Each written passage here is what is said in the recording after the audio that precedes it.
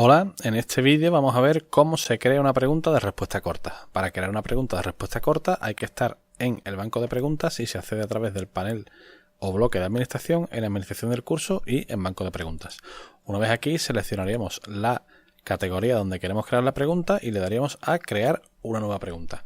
Y seleccionaríamos respuesta corta y le daríamos a agregar. Y ahora vamos a ver los parámetros que hay que rellenar, las opciones que hay que rellenar, que la mayoría las conocemos ya porque las hemos visto al crear otro tipo de pregunta, la pregunta de verdadero y falso y la pregunta de opción múltiple o respuesta múltiple. Bueno, lo primero que tenemos que saber antes de empezar a rellenar estos parámetros es que una pregunta de tipo respuesta corta no es como una pregunta de verdadero y falso o como una pregunta de respuesta múltiple, donde seleccionamos las respuestas de entre todas las disponibles. En este caso vamos a tener una caja de texto, el alumno va a tener una caja de texto y va a tener que introducir con el teclado su respuesta a mano, ¿vale? Y eso va a tener una serie de repercusiones. Entonces, bueno, la vamos a ver luego, ¿no? Vamos a ver entonces cómo sería el relleno de estos parámetros primero. El nombre de la pregunta, ya sabemos que tiene que ser un nombre claro que caracteriza la pregunta. Vamos a utilizar, por ejemplo, este. Enunciado de la pregunta. Ahí lo que va es el enunciado de la pregunta que va a ver el alumno. Por ejemplo, realice la siguiente suma, 250 más 50. Puntuación por defecto ya sabemos que lo suyo es dejarlo en 1 y si queremos ponderar esta pregunta más o menos dentro del cuestionario donde esté, eso lo vamos a hacer a nivel de cuestionario, no a nivel de pregunta. También tenemos la retroalimentación general para que cuando el alumno responda a esta pregunta le llegue una respuesta. Y luego ya tenemos unos parámetros nuevos, por ejemplo el parámetro diferencia entre mayúscula y minúscula, ¿vale? ¿Para qué sirve este parámetro? Pues bueno, vamos a pensar para qué sirve. En este caso, nuestra pregunta realiza la siguiente suma 250 más 50, el alumno tendrá que introducir a mano con el teclado el resultado. Y las respuestas del alumno pueden ser las siguientes. Puede ser 300, que es correcto, puede ser 300, que es correcto, puede ser 300 todo mayúscula, que es correcto, o puede ser 300 con la primera mayúscula, que es correcto, ¿vale? Incluso también podríamos dar por válida, por ejemplo, esta respuesta, 300, ¿vale? Porque se le ha olvidado la S al alumno. O, por ejemplo, que el alumno pusiera 300.00, ¿vale? Eso también sería correcto. Entonces, ¿qué pasa? Que nosotros tenemos que prever que todas estas respuestas se pueden dar y nosotros tenemos que anotar en los casos de respuesta todas estas posibles respuestas, ¿vale? Esta es la puñetería de este tipo de preguntas. Entonces, ¿qué ocurre? Que entre estas tres preguntas realmente el texto es el mismo. La única manera, o sea, lo único que lo diferencia es que algunas letras están en mayúsculas y otras letras están en minúscula, ¿vale? Y eso es lo que vamos a definir aquí. Si ponemos que las mayúsculas y las minúsculas son iguales, anotando simplemente esto como respuesta, nos valdrían estas tres palabras como respuesta.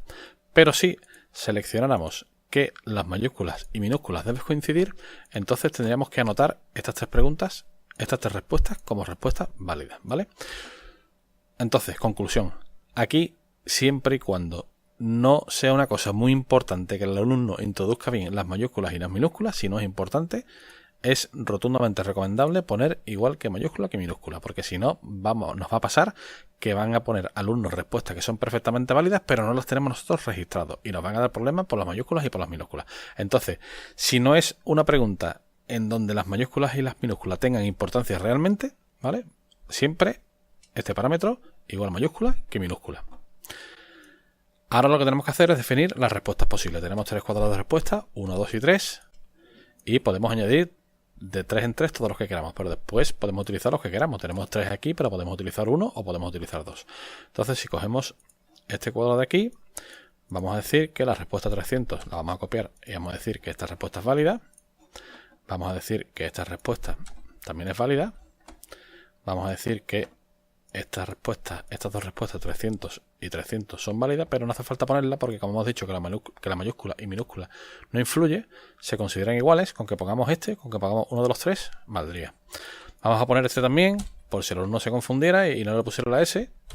Y bueno, así podríamos poner este, 300.00, podríamos poner por ejemplo 300.0, ¿vale? Y cualquier cosa más que se nos ocurriera, 300,0.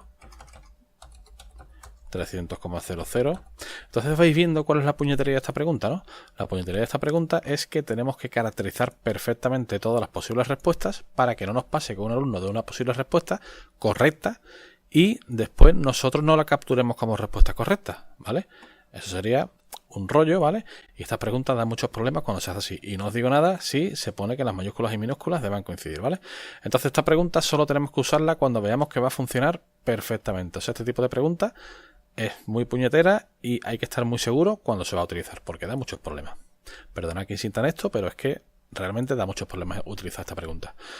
Lo único que nos quedaría ya sería cada respuesta darle su puntuación. En este caso, esto sería correcto, esto sería correcto, esto sería correcto, pero podríamos incluir cualquier tipo de respuesta que tuviera una puntuación menor o que directamente tuviera una puntuación de ninguno, ¿vale?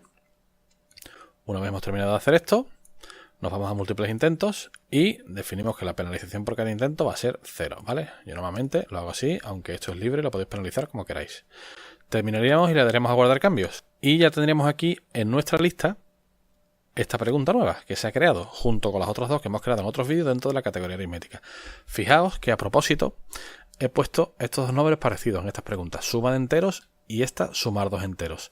¿Cómo sé yo que son diferentes las preguntas? Porque el nombre es prácticamente el mismo. Pues lo sé porque el icono que tiene al principio denota que esta es una pregunta de opción múltiple y esta es una pregunta de respuesta corta, ¿vale? Esta sería la forma de diferenciar dos preguntas que tienen el mismo nombre. Pero tenéis que andaros con cuidado porque fijaros que en 3 preguntas nada más yo ya tengo 2 preguntas que son iguales y esto puede llevar a confusión. Por eso es muy importante esforzarse en poner un nombre de pregunta que caracterice perfectamente a la pregunta entre todo el conjunto de preguntas que la van a rodear en su misma categoría. Bueno, pues nada más, ya sabemos crear también una pregunta de tipo respuesta corta. Un saludo desde el Centro de Recursos Digitales de la Universidad de Cádiz.